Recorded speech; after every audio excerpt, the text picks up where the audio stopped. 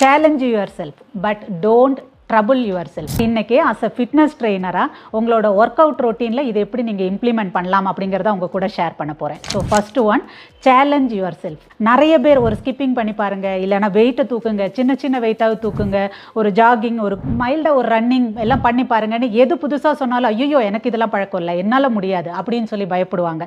So உங்கள் comfort ஜோன்லேயே இருக்கணும்னு நினைக்காதீங்க, ட்ரை பண்ணி பாருங்கள். அப்போ தான் உங்களோட கெப்பாசிட்டி எவ்வளோன்னு உங்களுக்கே தெரியும். ஆனால் அடுத்த பாயிண்ட் இமீடியட்டாக சொன்னது, but don't trouble your self. இதுவுமே நிறைய பேர் என்ன செய்வாங்கன்னா, நான் ஸ்கூல் டேஸில் ஓடி இருக்கேன், நான் ஸ்கூல் டேஸில் ஸ்கிப்பிங் பண்ணியிருக்கேன், இவ்வளோ லாங் கேப்புக்கு அப்புறம் ரீஸ்டார்ட் பண்ணும்போது கூட நான் உடனே 10 கிலோமீட்டர்ஸ் ஓடுறேன், ஒரு 500 ஸ்கிப்பிங் பண்ணுறேன், ஒரு 10 kg தூக்கி வெயிட்டை தூக்குறேன். அதுவும் பண்ணாதீங்க. சேலஞ்ச் பண்ணுறக்கும் ட்ரபிள் பண்ணுறக்கும் உள்ள டிஃப்ரென்ஸ் புரிஞ்சுக்கோங்க. ஸோ அதைத்தான் இன்றைக்கி உங்கள் கூட ஷேர் பண்ணணும்னு நினச்சேன். Again, challenge your self but don't trouble your self.